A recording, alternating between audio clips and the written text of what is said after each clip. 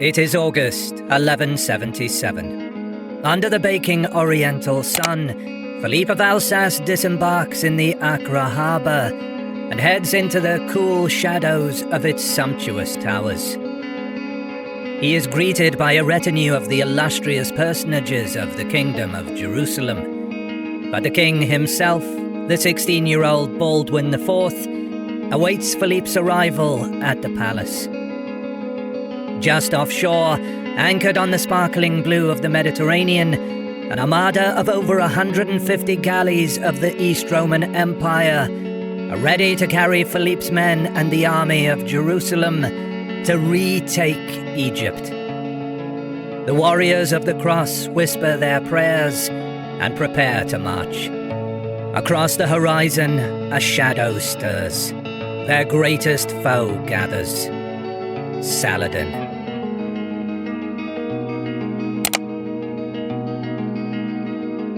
Amidst the preparations for the Crusader expedition, cracks appear in the Latin and Byzantine coalition, this time among the Franks themselves.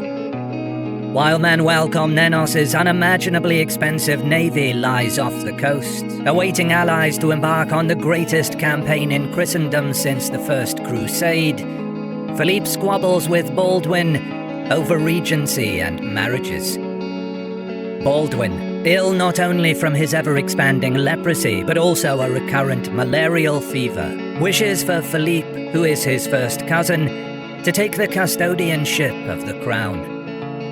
But Philippe is unwilling, and pleads that he has only come to the Holy Land as an ordinary pilgrim, not as a ruler. Instead, he is keen to marry one of Baldwin's sisters, Sibylla and Isabella, into his own family. This political jockeying causes consternation in the Jerusalem elite, and the ill-tempered back and forth stretches on for months.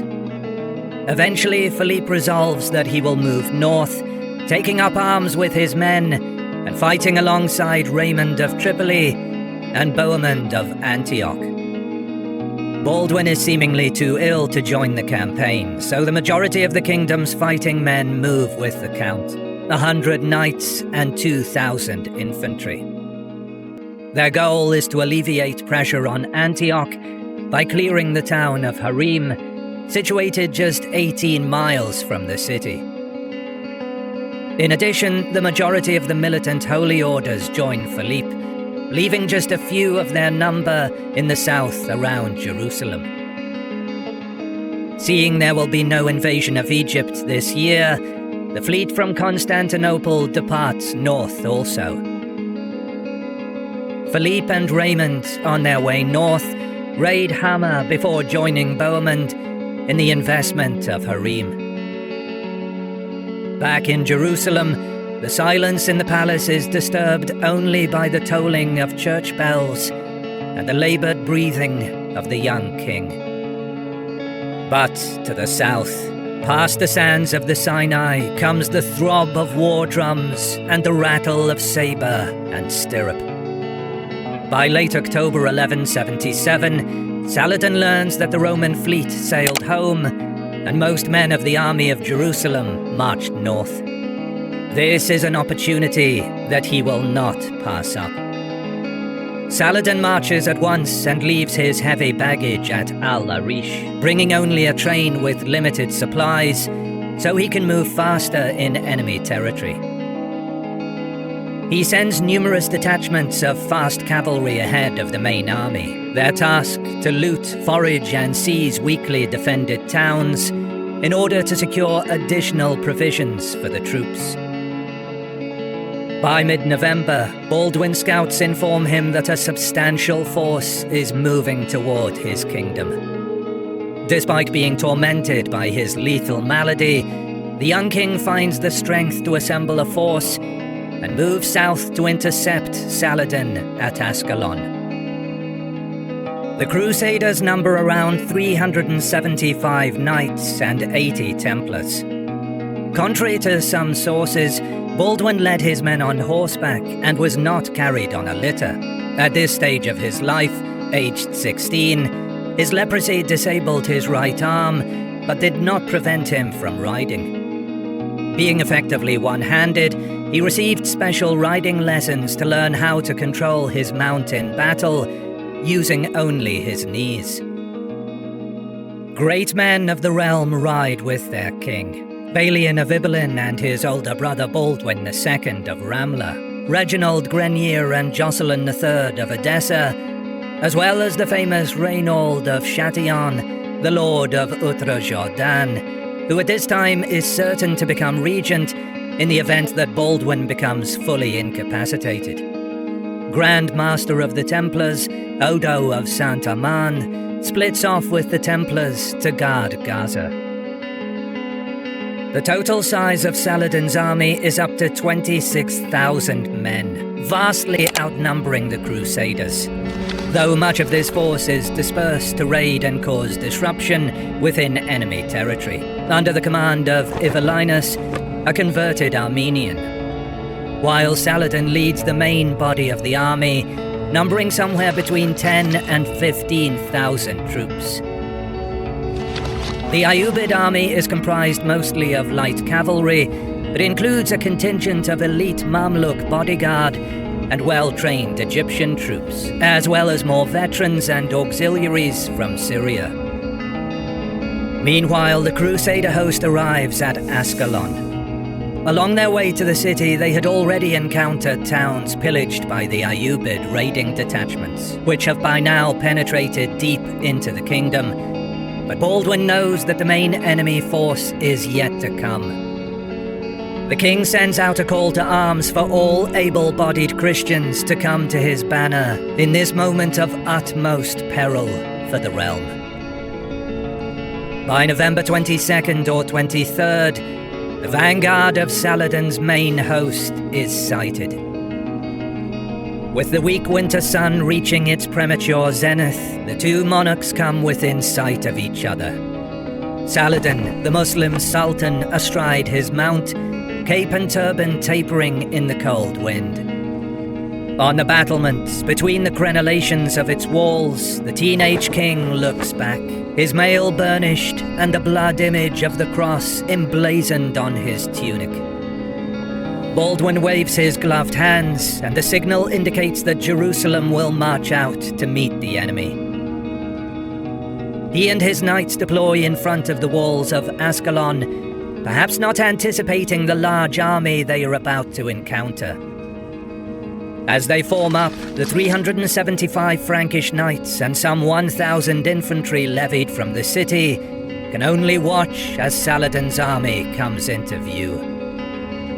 Their numbers grow until there is an unbroken line on the horizon. This army has come to destroy them all. Facing the Ayyubid force that's at least 10 times their number, the Crusaders withdraw back into the city. Saladin orders his vanguard to surround Baldwin at Ascalon and leaves another detachment to besiege Odo at Gaza. Having left his heavy baggage at Al-Arish to improve mobility, the Ayyubid army cannot linger for long in one place. The Sultan moves on with the bulk of his army, following the main road towards Ibelin, where there is a bridge across the Sorek River, a formidable obstacle during medieval times. His forward raiding detachments have already taken the key bridge over the Ayalon River north of Ramla, another significant obstacle for any army passing through the area. Now, nothing remains between him and Jerusalem, save for several garrisons. Saladin's first encounter with Baldwin went in his favor. He organized scout patrols to screen the rear of his column just in case, but he likely did not regard the small force under the 16-year-old king to be a threat. But Saladin had underestimated his young opponent. Thinking that Jerusalem itself is in danger, Baldwin relays an urgent message to Odo to break out of Gaza, which the Grand Master successfully does, together with 80 Templars, and dashes north to meet with the king. At Ascalon, Baldwin leads a surprise sortie of his own, breaking the Ayyubid blocking force. By this time, news of Saladin's march reaches Jerusalem. Widespread panic erupts in the city, and many take shelter in the Tower of David. The populace fears that soon the cross over the Temple Mount will be cast down, and a new dawn will break over the faithful everywhere. Back at Ascalon, Baldwin gathers the 450 knights, and with additional 1,000 infantry collected in Ascalon, he proceeds to follow Saladin. Further afield, many of the Christian fighters who answered the king's call to arms were intercepted by Saladin's roaming detachments over the past few days. But around 2,000 made it through, joining the king in the vicinity of Ibelin. The king's army now numbers around 3,000 men, but he is still outnumbered between 3 and 5 to 1 by the main Ayyubid force at Ramla. On November 24th, the Crusaders are spotted by Muslim scouts. Saladin can see Baldwin's banner.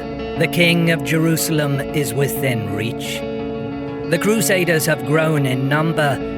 Intercepting them now is the right move. The Sultan decides to force a battle before the boy king can recruit more troops. But then, the Crusader column suddenly changes course. It appears they are trying to bypass Ramla, not wanting to face the much larger Muslim host. The Crusaders march hastily along what seems to be a deserted path.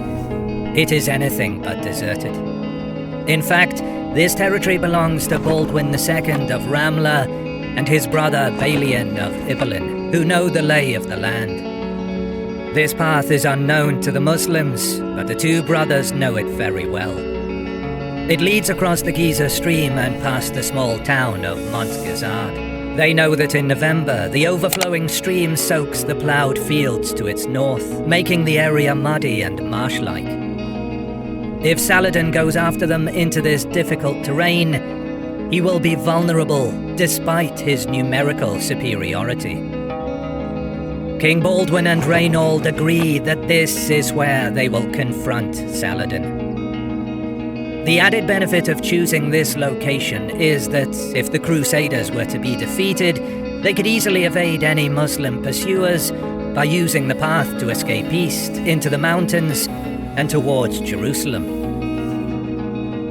By the time the Sultan begins crossing the stream at Montgisard, the Crusaders are rounding the ridge to the east and going out of sight into the valley beyond. The Sultan moves sharply, but without the frantic rush with which his campaign progressed at its outset.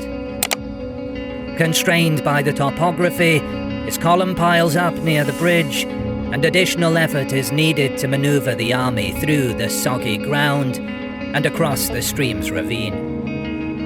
There seems to be no danger of an ambush at the crossing point, as the Crusader army is at least 3 miles, or around 5 kilometers, to the east. Saladin and his officers urge the men on, as they want to close the distance with Baldwin.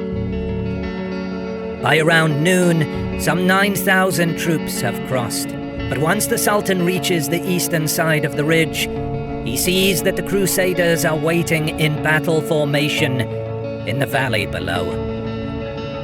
At most, the young king now commands 500 heavy knights, trained in elite warfare since childhood. But these are a fraction of Saladin's 2,500 heavy cavalry.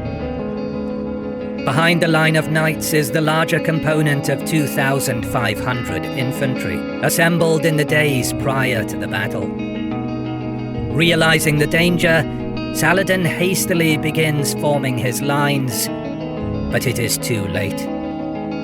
Baldwin, finding an energy he attributes to nothing less than the Holy Spirit, moves his men with iron faith and prevails on them to ride with him. The knights follow in his wake. Saladin's main focus is to organize his mounted archers and heavier squadrons, knowing that the first charge of the heavy Crusader cavalry will be the most difficult to overcome.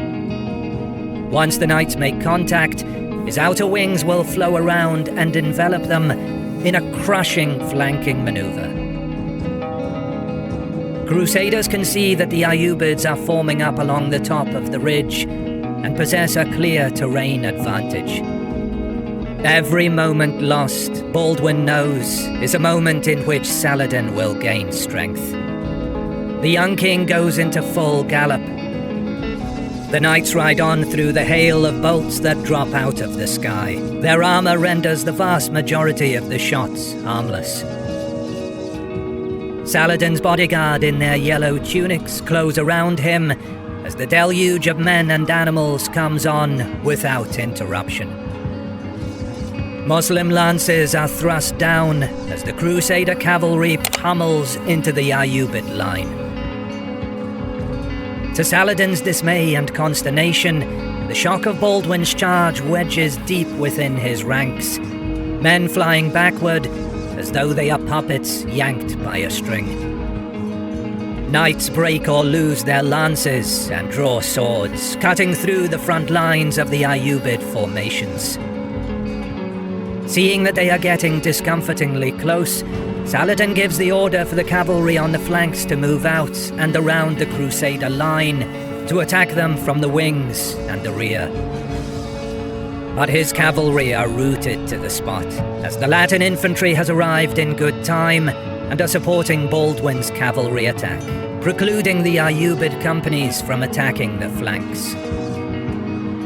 The Latins in the fore, with the Templars at their center, burst through his lines of guards, and for a moment the Sultan is completely undefended. A helmeted knight, his face completely obscured by a steel visor, aims his horse through the opening and rides full force for the Sultan. Saladin's eyes widen. He raises his own weapon, but the Frank has the reach and the motion. 3 of his bodyguards wrest themselves of their own attacks to prevent the attack on their Sultan. Saladin is quickly pulled to the rear, and there he attempts to rally and inspire his soldiers. A cavalry charge is attempted to push the Latins back. Fierce fighting erupts, and for the first time, the Crusaders lose momentum. But the army of the Leper King is too closely packed and supported by both foot and horse companies working together. Saladin attempts another charge in the wake of the first.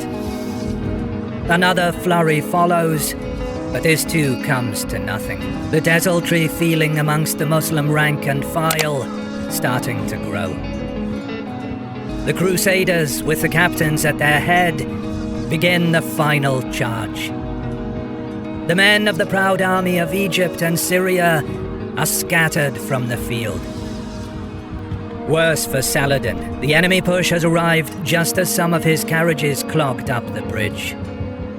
His retreating troops find themselves pressed against the river ford, resulting in massive losses. The teenage monarch Baldwin has won a victory of unparalleled decisiveness over the Sultan famed for his valor and ingenuity in battle. Exact numbers are not known, but William of Tyre writes that the Latins lost around 1,000 men, while nearly the entire Muslim army was annihilated at Montgisard. Though this is certainly an exaggeration, Saladin surely suffered significant casualties. Worse is to come for the Ayyubids in the aftermath. With their army splintering into even more disparate groups, the countryside that they had been pillaging now turns on them as the Latins and the Bedouin clans enact massacres and looting on the fleeing companies. Fast messengers are sent to Cairo, where the decree goes out that Saladin has won a huge victory and his person is safe. He and his illustrious soldiers will soon return to the city.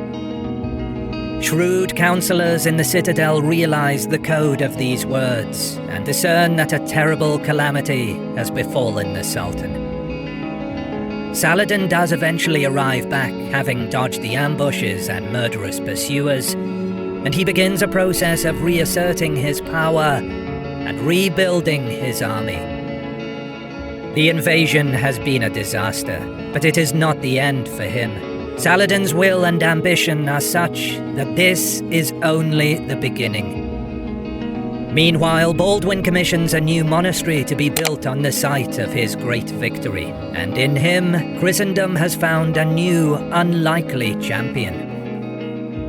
Observers and chroniclers wait with trepidatious excitement to see what fate has in store for both of these extraordinary men. If you like what you see, consider supporting my work on Patreon, and you get ad-free early access to my videos for as little as $1. You can also show your support by liking the video, commenting, and subscribing to my channel as a sacrifice to the algorithm. As always, I'll see you in the next one.